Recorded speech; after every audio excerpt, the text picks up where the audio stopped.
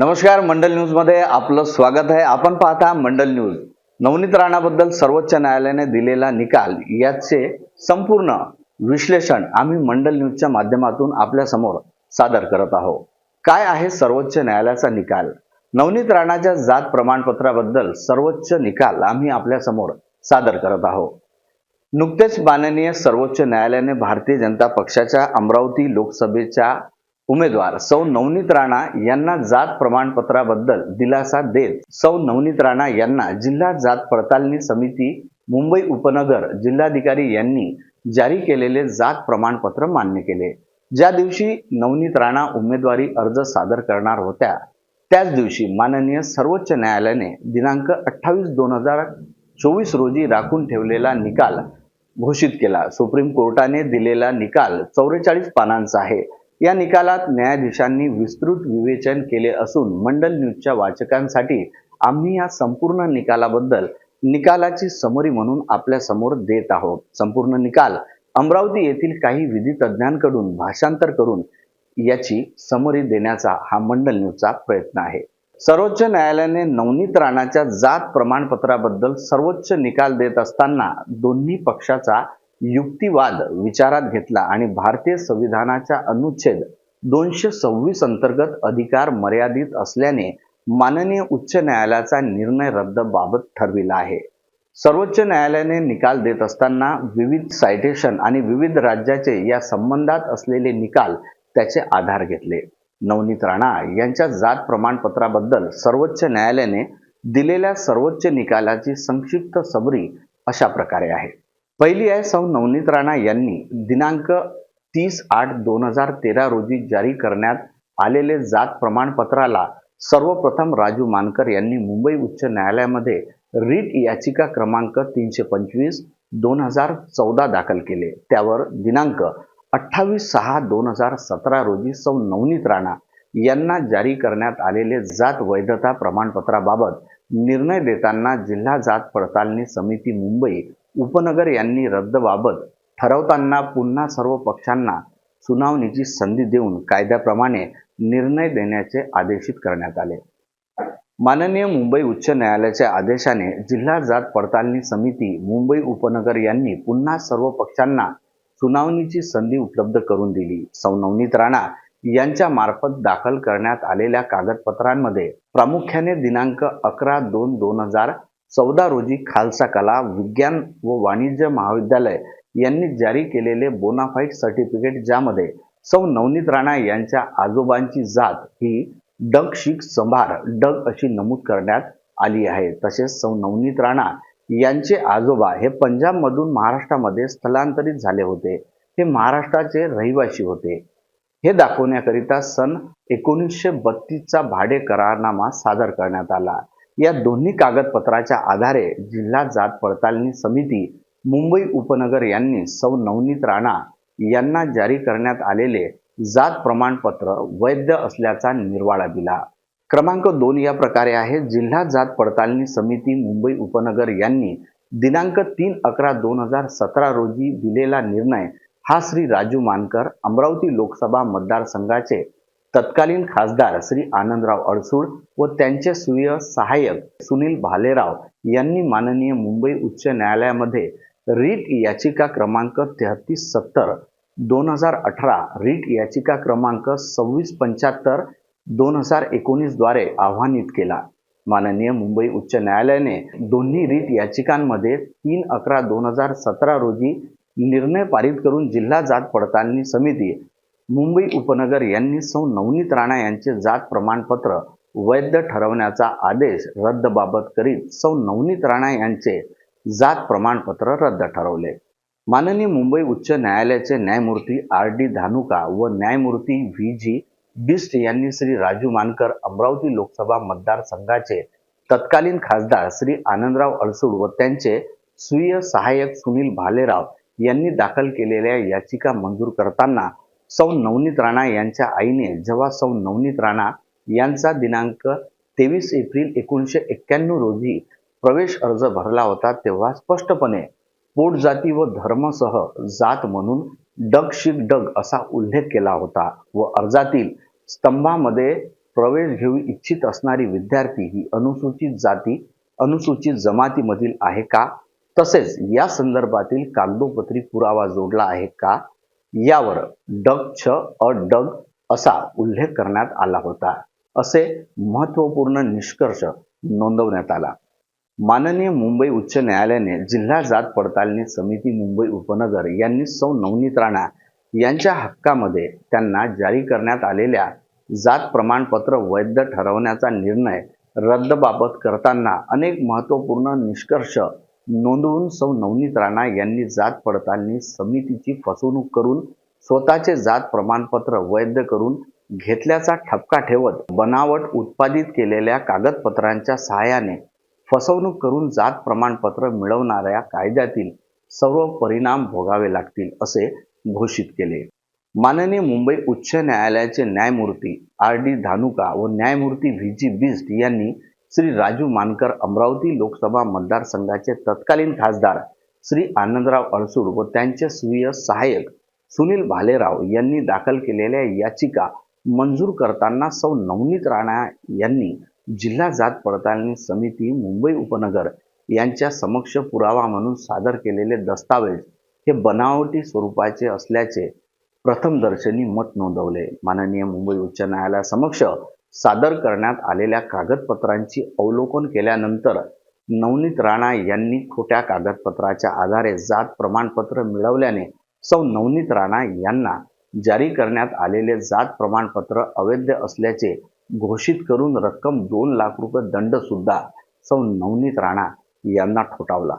Number 3 या प्रकारे आहे. सौ नवनीत राणा यांनी मुंबई उच्च न्यायालयाच्या दिनांक 8/6/2021 रोजीच्या निर्णयाला माननीय सर्वोच्च न्यायालयामध्ये आव्हानित केले, ज्यामध्ये निवडणुकीची आचारसंहिता लागण्या अगोदर माननीय सर्वोच्च न्यायालयाचे न्यायमूर्ती J.K. माहेश्वरी व न्यायमूर्ती संजय करोल यांनी प्रकरणाची नियमित सुनावणी घेत दिनांक 28/2/2024 रोजी प्रकरणामध्ये अंतिम सुनावणी घेऊन प्रकरण न्याय निर्णयाकरिता रोखून ठेवले. सौ नवनीत राणा यांच्यातर्फे युक्तिवाद करताना त्यांच्या वकिलांनी जात पडताळणी समितीने सौ नवनीत राणा या संदर्भात सादर करण्यात आलेल्या कागदपत्राचे सूक्ष्म अवलोकन केल्यानंतर जात वैध ठरवली असल्याने भारतीय संविधानाच्या अनुच्छेद 226 मध्ये माननीय उच्च न्यायालयाचे अधिकार क्षेत्र मर्यादित स्वरूपाचे असल्याचा युक्तिवाद केला. भारतीय संविधानाचे अनुच्छेद 226 मध्ये उच्च न्यायालयाची व्याप्ती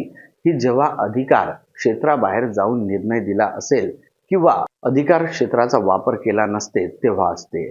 सौ नवनीत राणा यांच्या वकिलांनी जात पडताळणी समिती ही महाराष्ट्र शासनाद्वारे पारित करण्यात आलेल्या डग महाराष्ट्र अनुसूचित जाती अनुसूचित जमाती अधिसूचित जमाती विमुक्त जाती भटक्या विमुक्त जमाती इतर मागास वर्ग आणि विशेष मागास प्रवर्ग जाती प्रमाणपत्र जारी करणे आणि पडताळणीचे नियम कायदा 2000 डग नुसार गठीत करण्यात आल्याने माननीय सर्वोच्च न्यायालयासमक्ष युक्तिवादादरम्यान नमूद केले.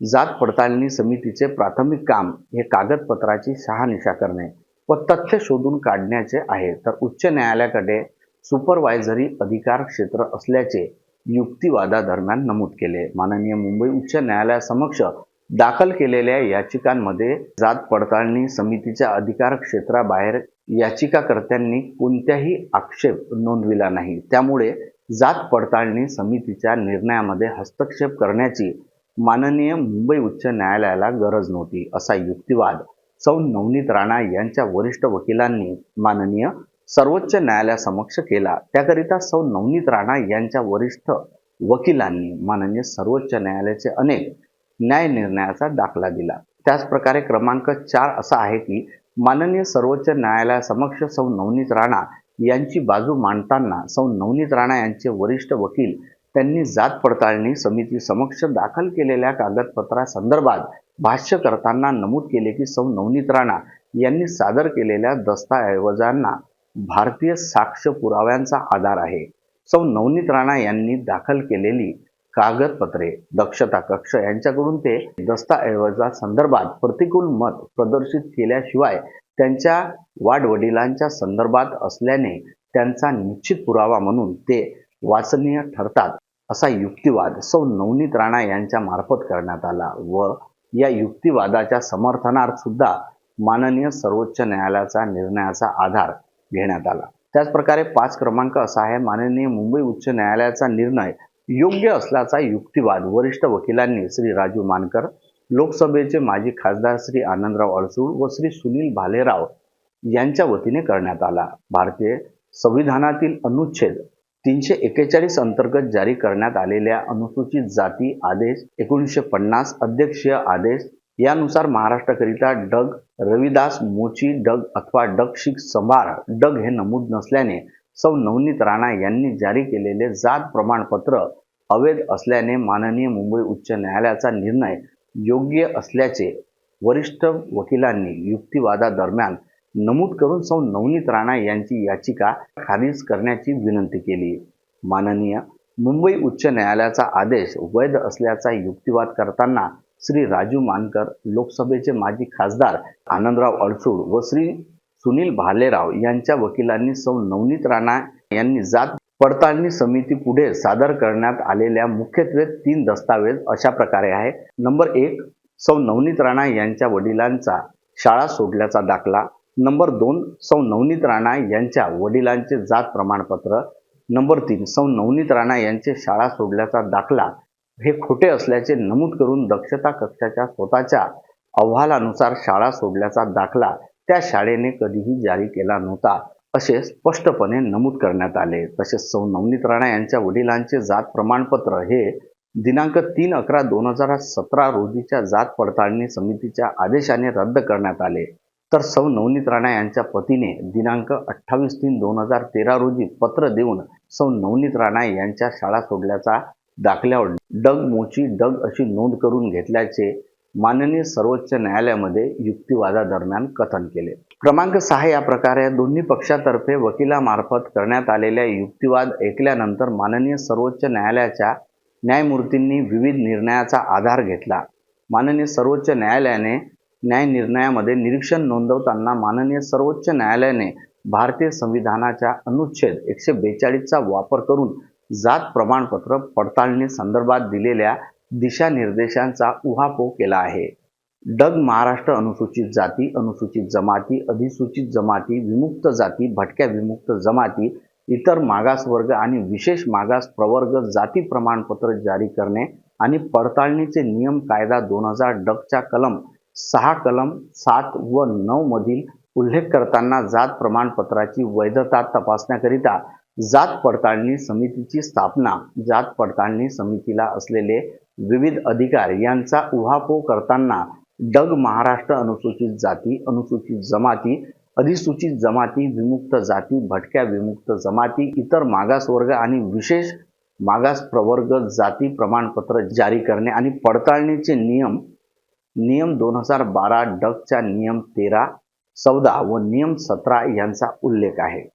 डग महाराष्ट्र अनुसूचित जाती, अनुसूचित जमाती, अधिसूचित जमाती, विमुक्त जाती, भटक्या विमुक्त जमाती, इतर मागास वर्ग आणि विशेष मागास प्रवर्ग जाती प्रमाणपत्र जारी करणे, पडताळणीचे नियम कायदा 2000 डग तसेच डग महाराष्ट्र अनुसूचित जाती, अनुसूचित जमाती, अधिसूचित जमाती, विमुक्त जाती, भटक्या विमुक्त जमाती, इतर मागासवर्ग आणि विशेष मागास प्रवर्ग जाती प्रमाणपत्र जारी करणे आणि पडताळणीचे नियम 2012 डगच्या नियम 13 नुसार जात प्रमाणपत्राची पडताळणी करण्याचा अधिकार फक्त हा जात पडताळणी समितीलाच असल्याचे व त्याकरिता जात पडताळणी समितीला दिवाणी दावा चालवताना दिवाणी न्यायालयाला असलेले सर्व अधिकार तसेच दक्षता कक्षाची मदत घेण्याचा संपूर्ण अधिकार असल्याने निरीक्षण नोंदवले आहे। माननीय सर्वोच्च न्यायालयाने डग महाराष्ट्र अनुसूचित जाती, अनुसूचित जमाती, अधिसूचित जमाती, विमुक्त जाती, भटक्या विमुक्त जमाती, इतर मागास वर्ग आणि विशेष मागास प्रवर्ग जाती प्रमाणपत्र जारी करणे आणि पडताळणीचे नियम 2012 डगच्या नियम 13(2) नुसार दक्षता कक्षाने दिलेले मत हे जात पडताळणी समितीवर बंधनकारक नसल्याने नमूद करून दक्षता समितीने नोंदवलेले निष्कर्ष पुरावा म्हणून वापरता येत नाही असे निरीक्षण नोंदवले।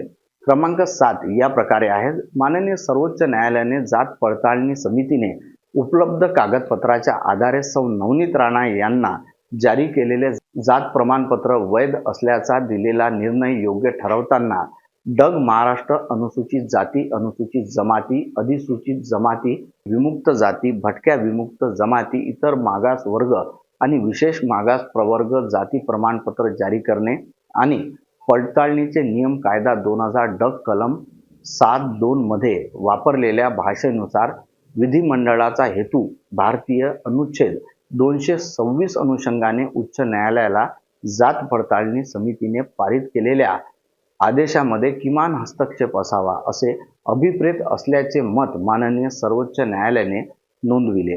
जात पडताळणी समितीने सौ नवनीत राणा यांना जारी करण्यात आलेल्या जात प्रमाणपत्र वैध ठरवताना मुख्यत्वे 1. खालसा कला विज्ञान व वाणिज्य महाविद्यालयाने सौ नवनीत राणा यांना जारी केलेले बोनाफाईड सर्टिफिकेटमध्ये आजोबांची जात ही डग शीख संभार डग असे नमूद केले. तसेच सौ नवनीत राणा यांचे आजोबा हे पंजाबमधून महाराष्ट्रामध्ये स्थलांतरित झाले होते. हे महाराष्ट्राचे रहिवासी होते हे दाखवण्याकरिता सन 1932चा भाडे करारनामा विचार करताना अध्यक्षीय आदेश 1950 पूर्वीच सौ नवनीत राणा यांचे आजोबा महाराष्ट्रामध्ये स्थलांतरित झाले होते ही बाब मान्य केली. जात पडताळणी समितीने सौ नवनीत राणा यांचे जात प्रमाणपत्र वैध ठरवण्याअगोदर स्वतःचे समाधान करून घेतले असल्याने माननीय उच्च न्यायालयाने भारतीय संविधान अनुच्छेद 226 अन्वये याची पूर्ण तपासणी करण्याचे अधिकार मर्यादित असल्याचा माननीय सर्वोच्च न्यायालयाने निष्कर्ष नोंदवून खासदार सौ नवनीत राणा यांना दिलासा दिला. माननीय सर्वोच्च न्यायालयाने जात पडताळणी समितीसमोर सादर केलेल्या कागदपत्रांच्या वैधतेसंदर्भात माननीय मुंबई उच्च न्यायालयाने नोंदविलेल्या निष्कर्षासंदर्भात भाष्य करताना पडताळणी समितीने सौ नवनीत राणा यांनी दाखल केलेल्या कागदपत्राची पडताळणी केल्यानंतरच सौ नवनीत राणा यांचे जात प्रमाणपत्र वैध असल्याचा निर्वाळा दिला असल्याने माननीय सर्वोच्च न्यायालयाने माननीय उच्च न्यायालयाचे भारतीय संविधानाच्या अनुच्छेद 226 अंतर्गत अधिकार मर्यादित. प्रेक्षकांनो, आपण पाहत होते मंडल न्यूज. आमच्या न्यूजला आपण लाईक करा आणि सबस्क्राईब करायला विसरू नका. तोपर्यंत मी घेतो आपली रजा. पाहत रहा फक्त मंडल न्यूज. नमस्कार.